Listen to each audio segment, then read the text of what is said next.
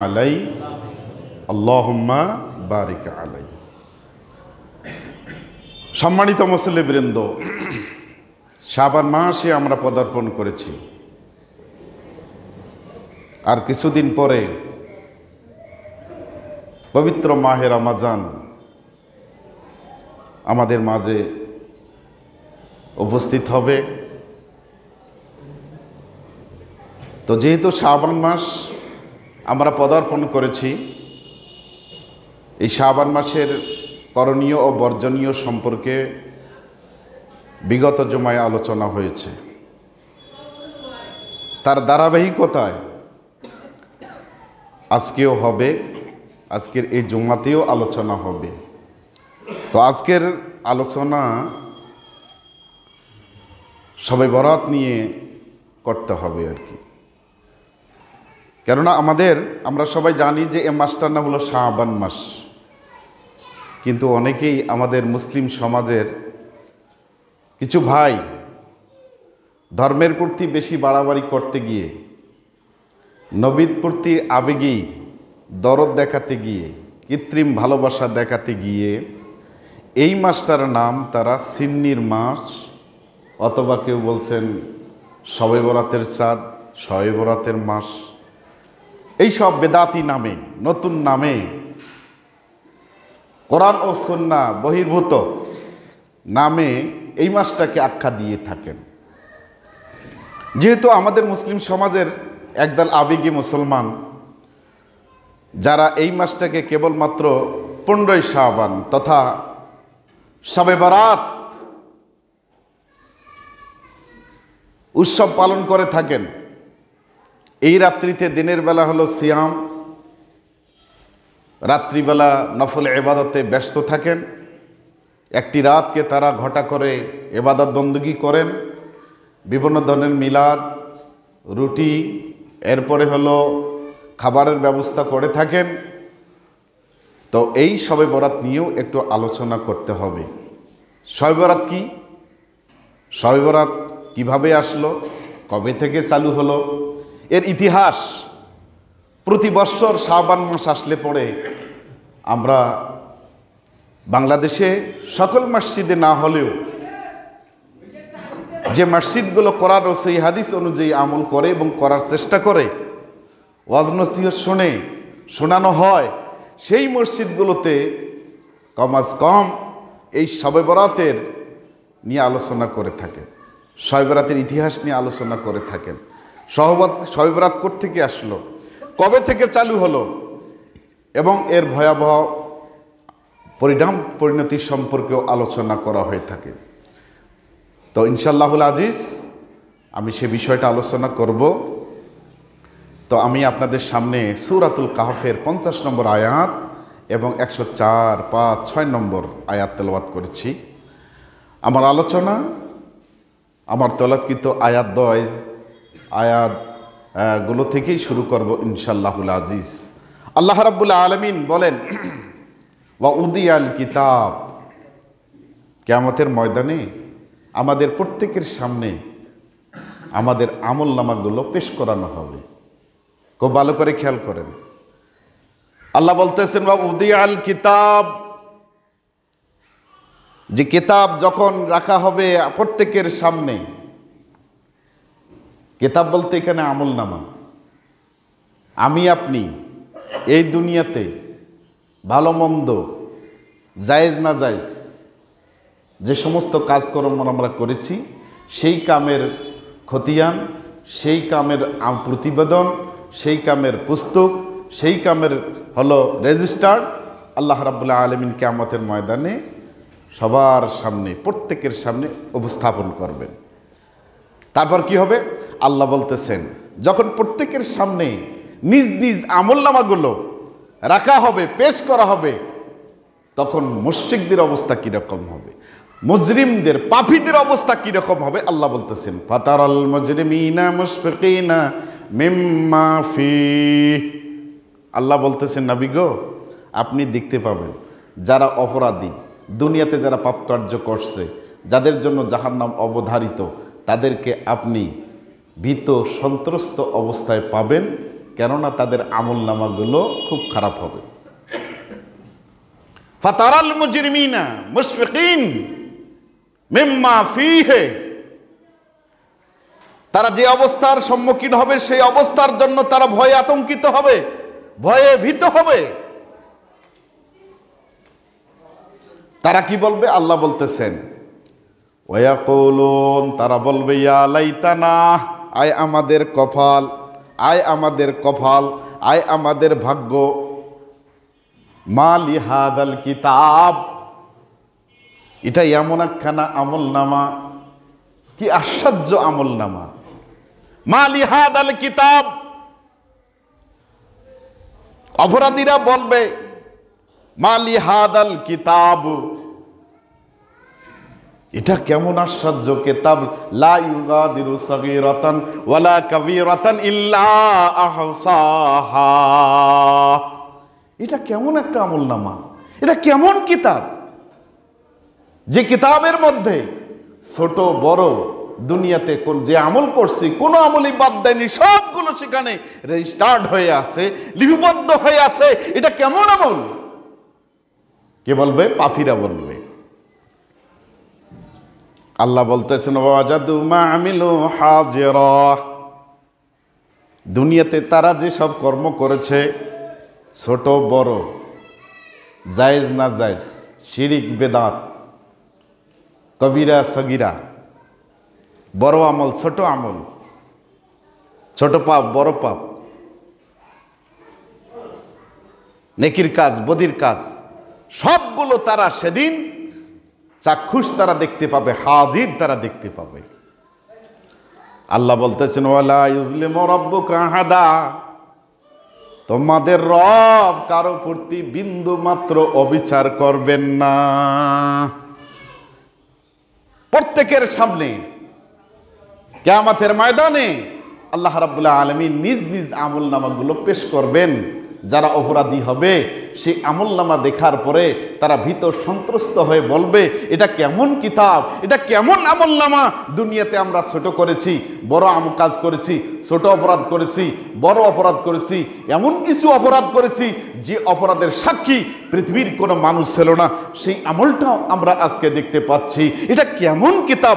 আশ্চর্যান্বিত হয়ে ভীত সন্ত্রস্ত হয়ে তারা তখন এই কথাগুলো বলতে থাকবে এবং যা করবে সব সেদিন দেখতে পাবে। তাহলে এই আয়াত থেকে বোঝা গেল কি, যে দুনিয়াতে যে যেমন আমল করব প্রত্যেকের আমল নামাগুলো আল্লাহ আমাদের সামনে পেশ করবেন, তুলে ধরবেন। অস্বীকার করার কোনো উপায় থাকবে না। সুতরাং আল্লাহ রাব্বুল আলামিন আমাদেরকে পৃথিবীতে যতটা দিন হায়াত দিয়েছেন ততদিন জন্য আমরা আল্লাহ তাআলার আনুগত্য, আল্লাহর ইবাদত, রাসূলুল্লাহ সাল্লাল্লাহু আলাইহি ওয়াসাল্লামের আনুগত্যের মাধ্যমে আমাদের জীবনটাকে অতিবাহিত করতে পারি এবং আমৃত্যু আমরা যেন এই আনুগত্যের উপরে আমরা যেন থাকতে পারি। আল্লাহ আমাদেরকে তৌফিক দান করুন এবং আমরা সব সময়ের জন্য আমাদের জীবনটাকে আল্লাহর পথে ইবাদতের মধ্যেই যেন আমরা কাটিয়ে দিতে পারি। আবার কিছু মানুষ কিয়ামতের ময়দানে আমল করেও তারা আমল শূন্য হবে। দুনিয়াতে ভুরি ভুরি আমল করেছে, সালাত, সিয়াম, যাকাত, হজ, উমরা সহ ছোট বড় বড় বড় নেকির কোনো অভাব দুনিয়াতে ছিল না, কিন্তু পরকালে ওই মানুষগুলো শুধুমাত্র ইবাদতগুলো শর্ত সাপেক্ষে না হওয়ার কারণে, আল্লাহর আনুগত্য রাসূল ইসলামের দেখানো পথ ও মত অনুযায়ী না হওয়ার কারণে এত ভুরি ভুরি আমল করে, অগণিত অসংখ্য আমল করে ওই মানুষগুলো এই আমল দিয়ে আল্লাহ তাআলার আযাব থেকে, গজব থেকে রক্ষা পাবে না, তাদের আমলগুলো ব্যর্থ হবে। আল্লাহ বলতেছেন সূরাতুল কাহফে, এরা আবার কারা যে এত আমল, সালাতের আমল, সিয়ামের আমল, যাকাতের আমল, হজের আমল, উমরার আমল, দাওয়াতি কাজের আমল, ফরজের আমল, নফলের আমল, সমস্ত আমল নিয়ে হাজির হবে। কিন্তু কিয়ামতের ময়দানে ওই আমলগুলো আল্লাহ তাআলার কাছে বিন্দু মাত্র দাম থাকবে না, মূল্য থাকবে না, ব্যর্থ হয়ে যাবে। আল্লাহ তাদের কথা বলতেছেন সূরাতুল কাহফের 104 নম্বর আয়াত। আল্লাহ বলতেছেন কুল হাল নুনাব্বিউকুম বিল আখসারিনা আমালা।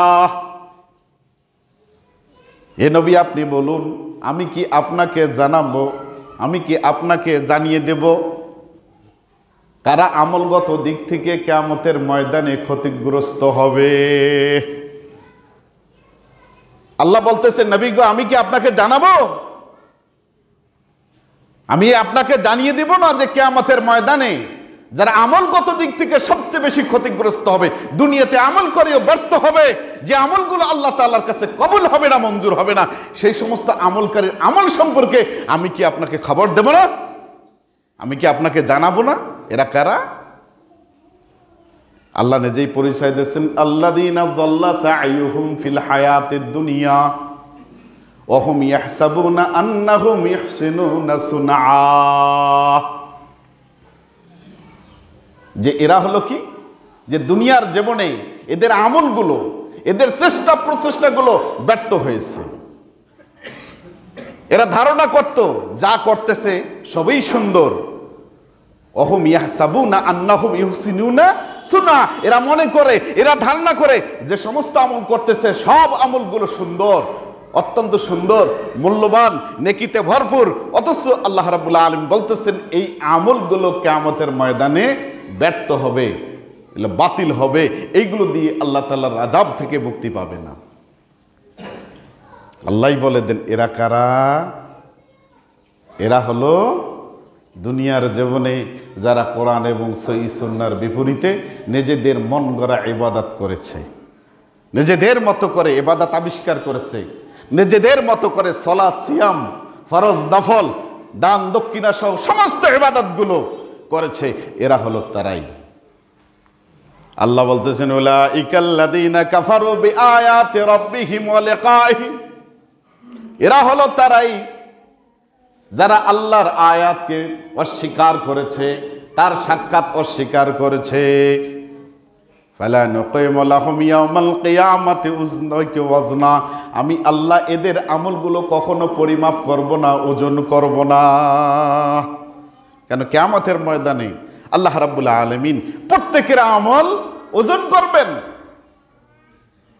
মানদণ্ড স্থির করা হবে। আল্লাহ তাআলা নেকি আমলগুলো আল্লাহ তাআলা পরিমাপ করবেন, বদিগুলো পরিমাপ করা হবে। সেই সময় আল্লাহ এই বিদাতীদের আমল ওজন করবেন না, বিনা ওজনে, বিনা পরিমাপে আল্লাহ আমলগুলোকে বাতিল করে দেবেন। নাউজুবিল্লাহ বলেন। আহা, এত কষ্ট করে এই যে সালাত আদায় করতেছেন, কিন্তু সালাতটা রাসূল সাল্লাল্লাহু আলাইহি ওয়াসাল্লামের নিয়ম অনুযায়ী হচ্ছে না, তার সহিহ সুন্নাহ অনুযায়ী হচ্ছে না। আপনি সিয়াম পালন করতেছেন, ফরজ রমাদানুল মুবারকের একটি মাস সিয়াম পালন করলেন, ফরজ সিয়াম। এরপরে প্রতি মাসে আপনি একে 3টা করে পালন করেন, সপ্তাহে 2টা করে সিয়াম পালন করতেছেন। এরপরে আপনি সুযোগ পেলে দান দক্ষিণা করেন, এরপর ইবাদত বন্দেগী করতেছেন। অথচ ওই ইবাদত বন্দেগীগুলো, ওই সালাত, ওই সিয়ামগুলো, ওই ইবাদতগুলো নবী মুহাম্মদ সাল্লাল্লাহু আলাইহি ওয়াসাল্লামের দেখানো এবং শিখানো পদ্ধতি অনুযায়ী হচ্ছে না, যার কারণে ওই ইবাদতগুলো আল্লাহ তাআলা বলছেন এগুলো হলো বাতিল। এগুলো দিয়ে কখনো আল্লাহ তাআলার কাছে মুক্তি পাওয়া যাবে না। বিষয়টা বুঝলেন? নিজেদের মন গড়া ইবাদত করা যাবে না, কেননা আমার নবী কখনো একটা কথা, একটি ইবাদত, ছোট্ট হোক বড় হোক, কোনো ইবাদত আমার নবী আল্লাহ তাআলা এজেন, আল্লাহ তাআলার অনুমতি, ওহীর বাইরে করেন নাই। ওমা ইয়ানতিকু আনিল হাওয়া ইন হুয়া ইল্লা ওয়াহিয়ুন ইউহা। আল্লাহ তার নবীর ব্যাপারে সার্টিফিকেট প্রদান করতেছেন যে নবী হচ্ছেন এমন একজন মানুষ, নবী হচ্ছেন এমন একজন ব্যক্তি যিনি নিজের পক্ষ থেকে একটা কথাও বানিয়ে বলেন না, যা বলেন সব ওহী। ওহী ছাড়া তিনি কথা বলতেন না, ওহী ছাড়া তিনি ইবাদত করতেন না, ওহী ছাড়া তিনি ফরজ সালাত আদায় করেন নাই, ওহী ছাড়া তিনি নফল সালাত আদায় করেন নাই, ওহী ছাড়া তিনি ফরজ সিয়াম পালন করেন নাই, ওহী ছাড়া তিনি নিজের মতো করে কোনো প্রকার নফল সিয়াম পালন করেন নাই। তারপর ওহি ছাড়া তিনি কি হজ করেন নাই, ওহি ছাড়া তিনি উমরা করেন নাই। যে সমস্ত ইবাদত করেছেন প্রত্যেকটি ইবাদত আল্লাহর পক্ষ থেকে ওহি প্রাপ্ত হয়েছেন, আদিষ্ট হয়েছেন। এরপরে তিনি সেভাবে সে নিয়মে তিনি আদায় করেছিলেন। সুতরাং আমরা তার উম্মত, আমাদের দায়িত্ব কর্তব্য হলো আল্লাহ এবং তার রাসূল যতটুকু এবং যেভাবে যে নিয়মে ইবাদত করতে বলছেন সে নিয়মে ততটুকু আমাদেরকে করতে হবে। কম বেশি করার কোনো সুযোগ আল্লাহ তাআলা আমাদেরকে দেন নাই। একটা হাদিস আপনাদেরকে বলবো, হাদিসটা বুখারী এবং মিশকাত। হযরতে জাবির ইবনে আব্দুল্লাহ রাদিয়াল্লাহু তাআলা আনহু তিনি বলতেছেন, জাআতিল মালাইকাতু ইলান নবী সাল্লাল্লাহু আলাইহি ওয়াসাল্লাম ওয়া হুয়া নাইমুন। একদল ফেরেশতা আল্লাহ রাসূল সাল্লাল্লাহু আলাইহি ওয়াসাল্লামের কাছে আসলেন, তিনি তখন ঘুমের ঘরে ব্যস্ত ছিলেন। ফেরেশতারা কখন আসলেন? ওয়া হুয়া নাইমুন। যখন একদল ফেরেশতা আসলেন ওই সময় আল্লাহ রাসূল সাল্লামের ঘুমের মধ্যে ছিলেন, ঘুমান্ত ছিলেন। ওয়া ক্বালা বা'দুহুম, তাদের মধ্যে কেউ কেউ বললেন, ইন্নাহু নাইমুন, যে আমরা যে নবীর কাছে আসছি তিনি তো ঘুমান্ত।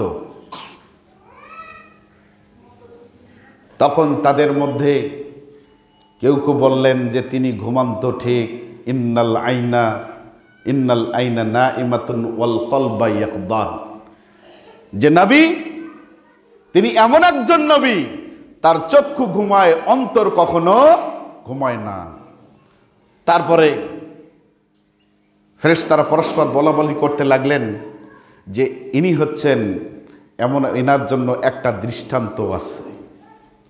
ফাজরিবু লাহুল মাতাল, সেই দৃষ্টান্তটা তার তোমরা পেশ করো, তার জন্য পেশ করো। ফেরেশতারা বললেন যে তিনি এমন একজন মানুষ, যেমন একজন মানুষ, তিনি হচ্ছেন এমন একজন মানুষ যিনি একটা ঘর তৈরি করলেন। ঘর তৈরি করার পরে একজন আহ্বানকারীকে, সেই ঘর তৈরি করার পরে সেখানে খাবারের আয়োজন করলেন। এরপরে একজন আহ্বানকারীকে তিনি পাঠালেন। সেই আহ্বানকারী আহ্বানে যারা সাড়া দিল তারা ওই গৃহে প্রবেশ করলো। ফাদাখালা ওয়া আকালা মিনাল মা'দুবাতে, ওই গৃহে প্রবেশ করলো এবং খাবার খেলো। ওই ঘরে যে খাদ্য প্রস্তুত করা হয়েছে সেই খাদ্য প্রস্তুতকৃত খাবার থেকে তারা খাবার খেলো। যারা আহ্বানে সাড়া দিল না তারা সেই গৃহে প্রবেশ করলো না এবং তারা সে খাবার থেকে খাদ্য গ্রহণ করলো না। এভাবে আল্লাহ রাসূল সাল্লামের উদাহরণ দেওয়া হলো। তখন বলা হলো ফাআবিলুহা ইয়াফাবুহা। ফেরেশতারা পরস্পর বলতে লাগলেন যে উদাহরণটা দেওয়া হলো, এই উদাহরণটার ব্যাখ্যা নবী মুহাম্মদ সাল্লাল্লাহু আলাইহি ওয়াসাল্লামকে দেওয়া হোক। আল্লাহ রাসূল কিন্তু ঘুমের ঘরে এটা তিনি দেখতে পাচ্ছেন। তো বলতেছে তিনি তো ঘুমান্ত। একদল ফেরেশতা বললেন ইন্নাহু নাইমুন, ফেরেশতাদের মধ্যে কেউ কেউ বললেন তিনি ঘুমান্ত। ফেরেশতাদের আরেক দল বললেন ইন্নাল আইনা নাইমাতুন ওয়াল কলবা ইয়াকদান, আল্লাহর নবী সাল্লাল্লাহু আলাইহি ওয়াসাল্লামের চক্ষু ঘুমায়, অন্তর কখনো ঘুমায় না। তার ব্যাখ্যা হলো, যিনি এই যে ঘরের ব্যাখ্যা হলো জান্নাত, এই আহ্বানকারী হলো নবী মুহাম্মদ সাল্লাল্লাহু আলাইহি ওয়াসাল্লাম। আর মুহাম্মদ সাল্লাল্লাহু আলাইহি ওয়াসাল্লাম হলেন এমন একজন ব্যক্তি, মান আতা মুহাম্মাদান ফাকাদ আতা আল্লাহ ওয়া মান আসা মুহাম্মাদান ফাকাদ আসাল্লাহ ওয়া মুহাম্মাদুন ফারকুন বাইনান নাস। যে ব্যক্তি আল্লাহ নবী সাল্লাল্লাহু আলাইহি ওয়াসাল্লামের আনুগত্য করলো সে প্রকৃত অর্থে আল্লাহ তাআলারই আনুগত্য করলো। যে নবী মুহাম্মদ সাল্লাল্লাহু আলাইহি ওয়াসাল্লামের বিরোধিতা করলো সে প্রকৃত অর্থে আল্লাহ রাব্বুল আলামিনের বিরোধিতা করলো। আর মুহাম্মদ সাল্লাল্লাহু আলাইহি ওয়াসাল্লাম হচ্ছেন এমন একজন নবী ফারকুন বাইনান নাস, যিনি মানুষের মাঝে হক আর বাতিলের মধ্যে পার্থক্যকারী। সুবহানাল্লাহ। তাহলে একদল ফেরেশতা এসে আল্লাহ রাসূল সাল্লাল্লাহু আলাইহি ওয়াসাল্লামের বৈশিষ্ট্য বর্ণনা করলেন। তার বৈশিষ্ট্য কি? যে তার যে ব্যক্তি তার আনুগত্য করলো সে সত্যিকার অর্থে আল্লাহ তার আনুগত্য করলো। যে ব্যক্তি তার বিরোধিতা করলো আল্লাহ তাআলারই বিরোধিতা করলো। এই হাদিস থেকে আমরা কি বুঝতে পারলাম? যে আল্লাহ তাআলা তার রাসূলকে যে পদ্ধতিতে ইবাদত করতে বলেছেন আমাদেরকে সেই পদ্ধতিতে ইবাদত করতে হবে। এই শাবান মাসে আমাদের জন্য যতটুকু আমল রয়েছে ঠিক ততটুকু করতে হবে। যতটুকু সিয়ামের কথা বলা আছে ততটুকু সিয়াম পালন করতে হবে, যতটুকু সালাতের কথা বলা আছে ঠিক ততটুকু সালাত আদায় করতে হবে। নিজের মতো করে কম বেশি বেশি করা কমিয়ে করা এইটা কোনোভাবে জায়েজ হবে না, বৈধ হবে না। এবার আসুন নবী মুহাম্মদ সাল্লাল্লাহু আলাইহি ওয়াসাল্লাম বুখারী মুসলিম শরীফের একটি হাদিস আপনাদের সামনে বর্ণনা করছি।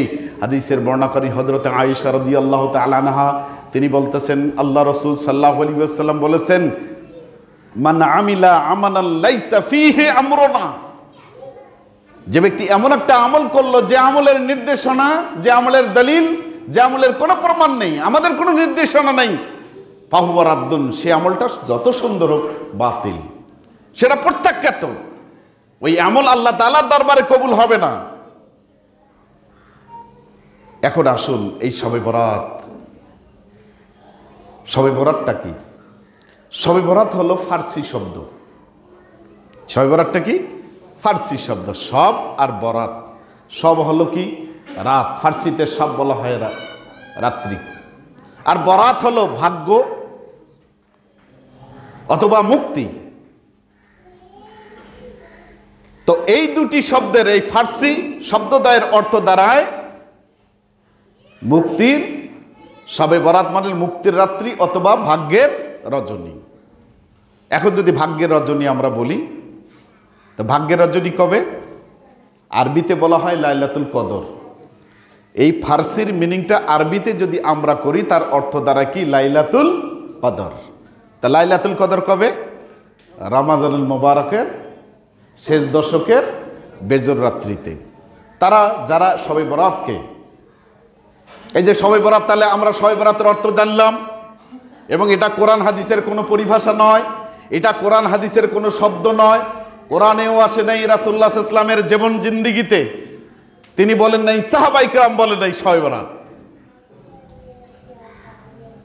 শবে বরাত হলো, এটা শুরু হয়েছিল 448 হিজরিতে। খুব সংক্ষিপ্ত ইতিহাস বলতেছি, কারণ এই ইতিহাসগুলো আমরা সবাই কম বেশি জানি। শবে বরাত কবে চালু হলো? 448 হিজরিতে বাইতুল মাকদাসে। তো খুব ছোট্ট একটা ইতিহাস, বিভিন্ন ইতিহাসের কিতাব থেকে পর্যালোচনা করলে যেটা পাওয়া যায় যে কিছু মানুষ এই রাত্রিতে ইবাদত বন্দি করা শুরু করলো, জিকির আজকার, কোরআন তেলাওয়াত, নফল সিয়াম পালন করা শুরু করলো। তো দেখা দেখি আরো কিছু মানুষ আসলো। এভাবে আস্তে আস্তে করে প্রতি বছর লোকজন বাড়তে বাড়তে বাড়তে এটা একটা সুন্নত হিসাবে চালু হয়ে গেল। পরবর্তীতে 100 বছর পর্যন্ত বাইতুল মাকদাসে এই শবে বরাত চালু থাকলো। সুলতান সালাউদ্দিন আইয়ুবী রাহমাতুল্লাহি আলাইহি, আল্লাহ তার প্রতি রহম করুক, তিনি এসে বাইতুল মাকদাস থেকে এই শবে বরাত নামক এই নব আবিষ্কৃত ইবাদতটি একদম চিরতরে তিনি বন্ধ করে দিলেন। আল্লাহর এই কেবলা, মুসলমানদের এই কেবলা, আল্লাহর এই ঘরকে তিনি ধুয়ে মুছে পরিষ্কার করে দিলেন।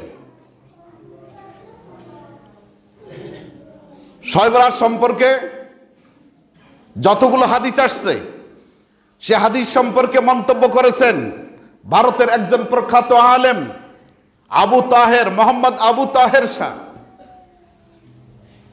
তিনি মন্তব্য করেছেন তার বিখ্যাত বই, বিখ্যাত গ্রন্থ তাজকিরাতুল মাওজুআত নামক তার একটা লিখিত বই আছে। সেই বই তিনি বলছেন আহাদিসুল বারাআতে মাওজুআতুন।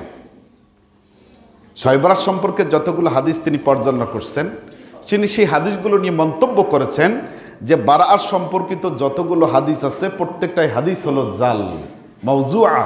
আহাদিসুল বারাআতে মাওদুআতুন। শবে বরাত সম্পর্কে, এই বারাত সম্পর্কে যতগুলো হাদিস আসছে প্রত্যেকটা হাদিসই হলো জাল এবং যায়ীফ। তিনি বলছেন ফামান আমিলা বিসাহিন, এই হাদিসগুলো সূত্র ধরে যারা আমল করবে, ফাহুয়া খাদিম মিন আমালিশ শয়তান, তারা হলো শয়তানের খাদেম। তারা কি? শয়তানের খাদেম। তিনি বলছেন এই জাল হাদিসকে পুঁজি করে, এই জাল হাদিসগুলোকে সামনে রেখে এই সবাই বরাতে যারা আমল করবে তারা হলো শয়তানের খাদেম, তারা আল্লাহ তাআলার গোলাম নয়, তারা নবী মুহাম্মদ সাল্লাল্লাহু আলাইহি ওয়াসাল্লামের উম্মত নয়। কেন মুসলমানদের লাইলাতুল কদর বা শবে বরাত শুধুমাত্র রমজান মাসে হবে, বিজর রজনীতে। আল্লাহ রাব্বুল আলামিন সূরাতুদ দুখানে কি বলছেন? ইন্না আনজালনাহু ফি লাইলাতিন মুবারাকা, নিশ্চয়ই আমি আল্লাহ এই কোরআন কারীম নাযিল করেছি বরকতপূর্ণ রজনী। আর এই বরকতপূর্ণ রজনী হচ্ছে লাইলাতুল কদর। সেটা হলো কোথায়? রমজান মাসে। আল্লাহ রাব্বুল আলামিন সূরাতুল কদরে বলেন, ইন্না আনজালনাহু ফি লাইলাতুল কদর, লাইলাতুল কদর খায়রুম মিন আলফি শাহর।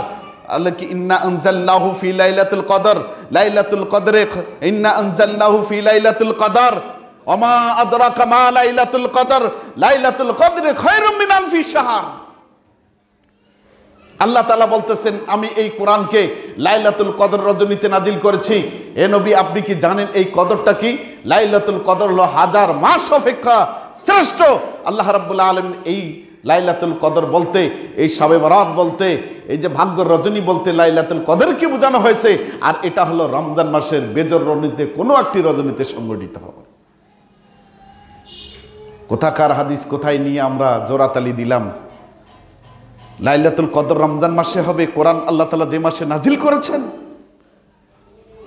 সেই আয়াতকে আমরা শবে বরাতের দলিল হিসাবে উপস্থাপন করলাম। শয়তান সারা জীবনে একটা অপরাধ করে আফসোস করে, আর আমরা প্রতিনিয়ত প্রতিটি সেকেন্ড আমরা কোরআন এবং রাসূল সাল্লাল্লাহু আলাইহি ওয়াসাল্লামের সেই হাদিস উপরে বাড়াবাড়ি করে অসংখ্যবার আমরা ভুল করতেছি। আমি আপনাদেরকে বলবো, শবে বরাত নামক এই নব আবিষ্কৃত এই অনুষ্ঠান, এই দিবস থেকে, এই রাত্রি থেকে আল্লাহ আমাদেরকে সবাইকে রক্ষা করুক, আল্লাহুম্মা আমিন। আপনারা এই রাত্রিকে উদ্দেশ্য করে কোনো প্রকার ইবাদত করবেন না। যদি করেন তাহলে বেদাতি হবেন। বেদাতীদের কাতারে আমাকে আপনাকে রোজ কিয়ামতের ময়দানে দাঁড়াতে হবে। আর বেদাতীদের আমলনামা আল্লাহ তাআলা ওজনেই করবেন না। আমি সূরাতুল কাহফ তেলাওয়াত করে শুনলাম না, ফালা নুকিমু লাহুম ইয়াউমাল কিয়ামাতি ওয়াজনা।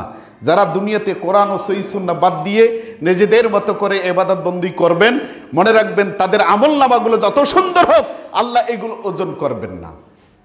আর ওজন যদি করানো হয়, এইগুলোর কোনো ফলাফল দাঁড়াবে না। এইগুলো দিয়ে কিয়ামতের ময়দানে রাসূলের শাফাআত মিলবে না, হাউজে কাউসারের পানি মিলবে না, আল্লাহ তাআলা আপনাকে জান্নাত দেবে না।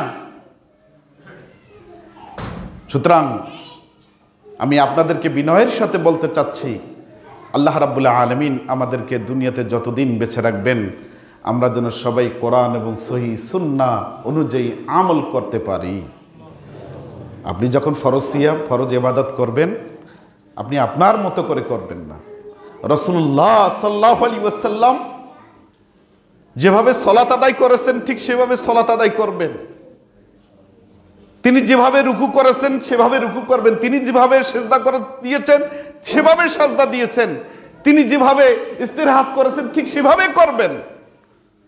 তাহলে এই আমলনামাগুলো কিয়ামতের ময়দানে ওজন করা হবে। এই আমল দিয়ে রাসূলুল্লাহ সাল্লাল্লাহু আলাইহি ওয়াসাল্লামের শাফাআত মিলবে। এই আমল দিয়ে কিয়ামতের ময়দানে রাসূল আমাদের জন্য হাউজে কাউসারের পানি নিয়ে অপেক্ষা করবেন। নবীর উম্মত হওয়া সত্ত্বেও কিয়ামতের ময়দানে যদি হাউজে কাউসারের পানি থেকে বঞ্চিত হন, মনে রাখবেন কোনোদিন জান্নাত নসিব হবে না, জান্নাত পাওয়া যাবে না। আপনি যে সিয়ামটুকু পালন করবেন, আল্লাহ রাসূল সাল্লাল্লাহু আলাইহি ওয়াসাল্লাম শাবান মাসে কতটুকু সিয়াম পালন করেছে? গত জুমায় আমি বলেছি, আল্লাহ রাসূল হযরত আয়েশা রাদিয়াল্লাহু তাআলা আনহা তিনি বলতেছেন যে আল্লাহ রাসূল সাল্লাল্লাহু আলাইহি ওয়াসাল্লাম মনে হয় পুরো শাবান মাস এত বেশি তিনি সিয়াম পালন করেছেন। সাহাবা ইকরামদের ধারণা, হযরত আয়েশা রাদিয়াল্লাহু তাআলা আনহা তিনি বলতেছেন যে পুরো শাবান মাস তিনি, কিছুদিন বাদে এইকে ব্যতীত তিনি বেশিরভাগ সময় তিনি শাবান মাস তিনি সিয়াম পালন করেছেন। আমরা যেন বেশি বেশি করে সিয়াম পালন করতে পারি, অন্তত 2টা 4টা 5টা সিয়াম পালন করি। শুধু একটি রাত আল্লাহ রাসূল সাল্লাল্লাহু আলাইহি ওয়াসাল্লাম শাবান মাসে 15 শাবান দেড়বের বসে তিনি সিয়াম পালন করেননি, বরং পুরো শাবান তিনি সিয়াম পালন করেছেন।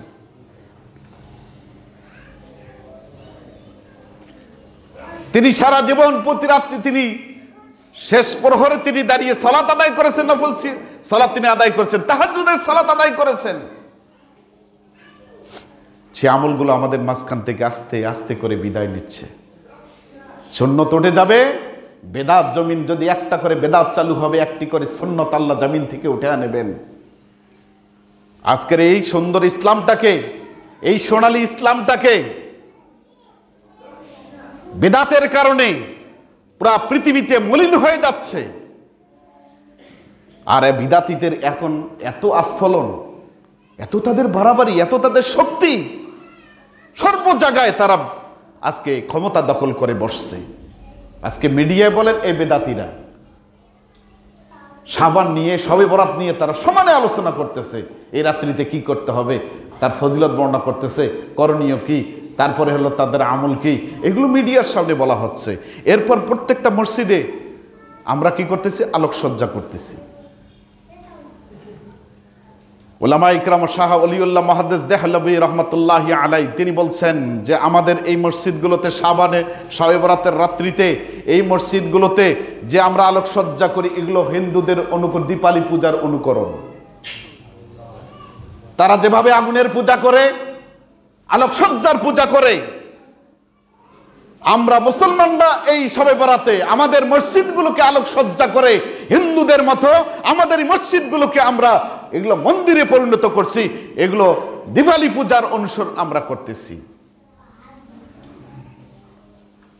মনে রাখবেন, এই শবে বরাতের ওই শাবানের মধ্যরাত্রিতে আল্লাহ রাসূল সাল্লাল্লাহু আলাইহি ওয়াসাল্লাম এই মসজিদগুলোকে কখনো তিনি আলোকসজ্জা করেননি, করার কোনো নির্দেশনা দেন নেই।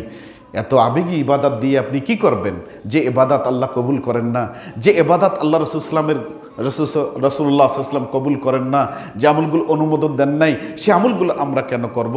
সুতরাং আমি আপনাদেরকে বলতে চাই, আমরা জন্য এই শাবান মাসের এই যে নাম, এই শবে বরাত, এই শবে বরাত যে আমলগুলো আছে, সে আমলগুলো থেকে আমরা যেন বেঁচে থাকতে পারি, আমরা যেন পরস্পর আমরা ওয়াজ নসিহত করতে পারি, দাওয়াতি কাজ আমরা যেন করতে পারি। আরে ভাই, কাউকে না কাউকে তো দায়িত্ব নিতে হবে। সবাই যদি আমরা ভয় করি, হক কথা কিভাবে আমরা প্রচার করব? আজকে দেখুন, বাংলাদেশে কিছু উলামায়ে কেরাম এই সত্য কথাগুলো বলতেছেন, যার কারণে মানুষের মাঝে একটা ঢেউ, বহুত মানুষের আমলের পরিবর্তন হচ্ছে। তারা যদি আমাদের মতো ভয়ে ভীত হইতো, তাহলে এই সত্য দিনগুলো কখনো প্রচার হতো না।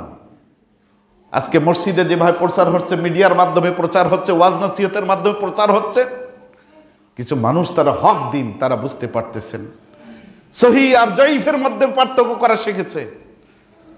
সহি সুন্নাহ আর বেদাতের মধ্যে মানুষের মধ্যে এখন চর্চা চলছে, কোনটা সহি, কোনটা হলো বেদাত, কোনটা সুন্নাহ, কোনটা বেদাত। সুতরাং সুযোগ পেলেই আপনার কোনো বন্ধু বান্ধব আছে, দাওয়াতি কাজ করবেন, বুঝাবেন, তবে রাগ করবেন না।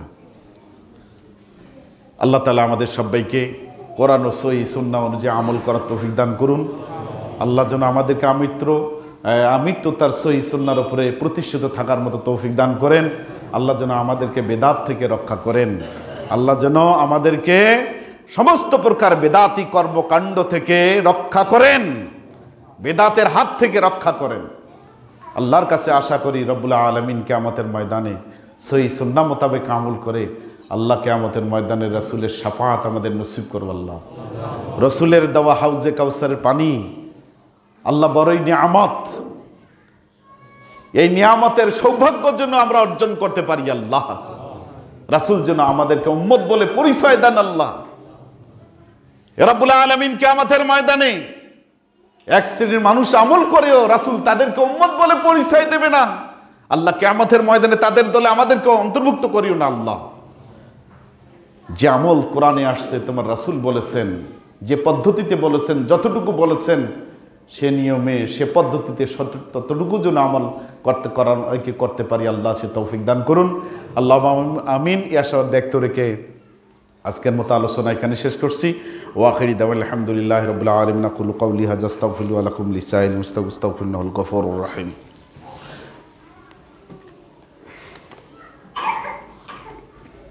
নুসাল্লি আলা রাসূলিল কারীম আম্মা বা'দ আউযু বিল্লাহি মিনাশ শাইতানির রাজিম বিসমিল্লাহির রহমানির রহিম ইন্নাল্লাহা ওয়া মালাইকাতাহু ইউসাল্লুনা আলান নবী ইয়া আইয়ুহাল্লাযীনা